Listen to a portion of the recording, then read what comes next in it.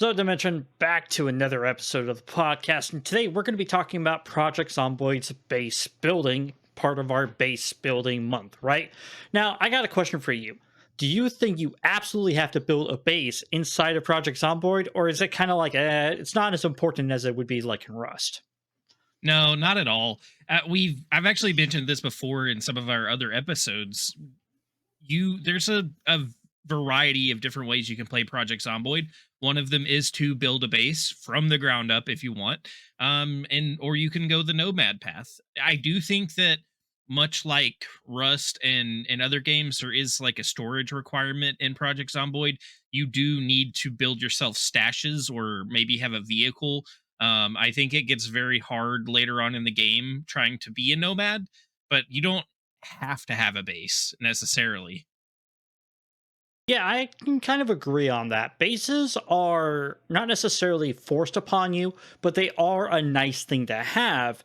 And I kind of like your stash idea. It's kind of like maybe like having little outposts. Maybe you've boarded up the windows on some houses. Maybe you took over one of the survivor houses that you can randomly find in towns and have kind of made it your safety place. But it's all about the location you build it in. Because if you take over a house in, let's say, the downtown Louisville, and you haven't really cleared out the zombies in the area, they're going to be breaking through the windows and boarded up doors no matter what. So I really think that, yes, you don't have to have a base. But if you are to do a like little outpost or maybe some stashes and stuff, you got to make sure you're able to access those safely for at least a good like 5 or 10 minutes before you move on, right? Even some of the places that I would say is prime location are even dangerous to try to take over to make a base there. My favorite place right now is I think it's the top northeast corner of the map. It's like a campground, but there's like forging facilities. There's this giant like three floor house in there that you can take over, and there's all kinds of stuff. There's like three kitchens, there's a basement area with a bunch of stuff in it and freezers and refrigerators. I recently took that place over. Love it. It's a great base. But there's a lot of zombies there. There's a lot of things you have to fight through to take that over. So even if you're out in the middle of nowhere trying to take over a base, be careful. It can be difficult even out there. And you can accidentally bring the horde to your front door if you're not careful as well, even if you are out in the middle of nowhere. Yeah, I mean, some events like the helicopter event can lead them straight to your door, which can be super annoying and even problematic. It's actually better to just keep going away from your base as much as you can because that helicopter will just keep trailing them to you for hours if you're not careful. But I believe that your first space will not be your last space. You're going to take over maybe some small house, maybe that blacksmithing place that you went to. You really like the 3-story house, but you kind of end up finding out that over time, it's easier to just build your own place outside of the blacksmith shops area because you use the blacksmith shop so much. And I kind of find that with myself. I end up kind of taking over like smaller houses because they're easier to fortify.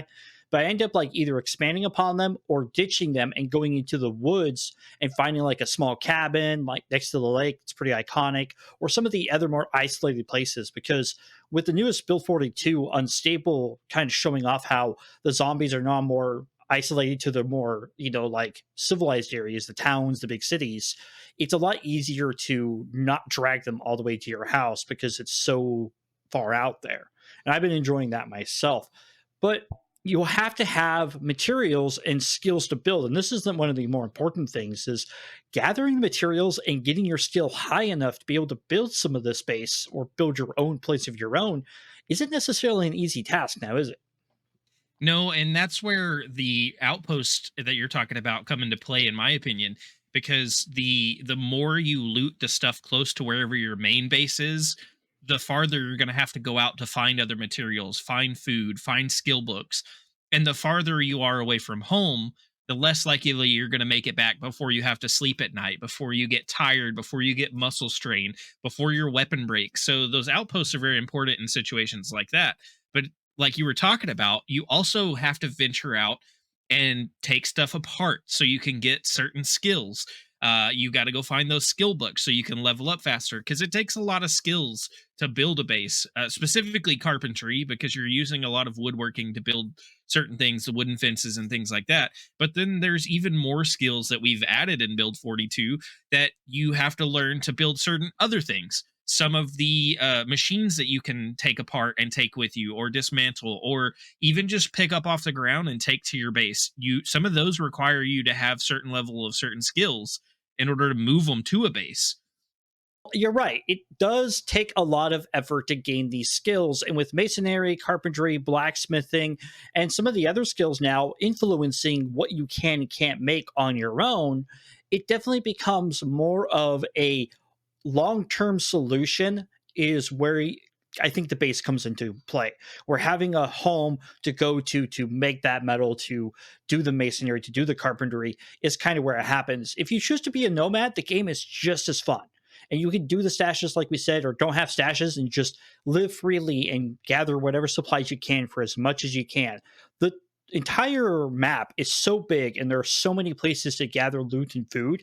I'm pretty sure you could probably play a character for a long, long time without ever touching the base building in this game. I think one of my favorite things about Project Zomboid is the fact that nothing is safe from a horde of zombies in this game. They will break down your windows, they'll break down your doors, they'll even smash walls. Like the palisade walls that you put around your base. If you got cheeky and made some sort of sneaky way to be able to climb up over a palisade walls and have no such thing as a gate, if a horde comes knocking, they will break down those palisade walls that you built eventually. You may be able to take care of them, but eventually you're going to have to either do maintenance on your walls or they're going to break them down. And if you have a horde large enough to break down palisade walls, you probably need to run because they're going to break down everything else in their path. And that's what I love about the game is that there's a feel of serenity when it comes to base building and having a home, but that often gets broken even if you feel like you've cleared everything out because every once in a while a small little group of them will come wandering nearby, and if you don't take care of them, more and more will come to them because they make noise. And with animals in Build 42, I can see that happening more often than not. It's funny that you bring up the safety issue and not being safe anywhere, because when I think of base building and Project Zomboid and having a home to go to, I do think of safety. But it's a very sweet thing to be a nomad, be out in the wild gathering supplies, come home to your home base and know that this building's clear, I can go in here and I can sleep and I don't have to worry because I've cleared this area. However, that is a very sweet feeling and a great feeling, but you're right. It takes is one zombie to follow you back that you didn't realize was behind you, and when you're sleeping, that door gets knocked in. If you don't have the gates and the palisades up yet, your door gets knocked in and you're done for in your sleep. It's it's a great thing about Project Zomboid, and it's one of the things that almost makes base building feel secondary, because it's so easy to be taken out and there's so little safety even in the base. But I also think that you are missing out on a lot if you don't explore the base building at all ever. And with the new Build 42 skill systems, the blacksmithing, the masonry, the machining, the welding, and so much more, like even just having a place to take apart your cars and replace parts and everything else, because you can blow tires running over zombies, tires wear out, everything else. You have to have a place to maintain not only your own gear, but your vehicles and everything else, and even just become more self sufficient. I think as you play Project Zomboid longer and longer as a single playthrough, the more and more having a proper multiple outpost post system comes into play, and having a true base itself actually will happen. I agree. I agree. And I think it shows a lot of promise in multiplayer as well. I can't wait to see Build 42 in multiplayer and see where base building shines in the multiplayer section. Because again, we keep talking about being nomads too, but it's very nice to have a compound you can go back to with your crew, share loot, restock on food before you go back. And a base, while it does not offer complete and total safety all the time, it does give you somewhat of a safe haven to come back to and catch your breath most of the time. And that, folks, is a wrap on our Project Zomboid base building. Remember to leave a like and subscribe if you haven't already. Join me in thanking Dimension 119 and Red Falcon for always helping the show continue going. Ta-ta for now. See you in another dimension.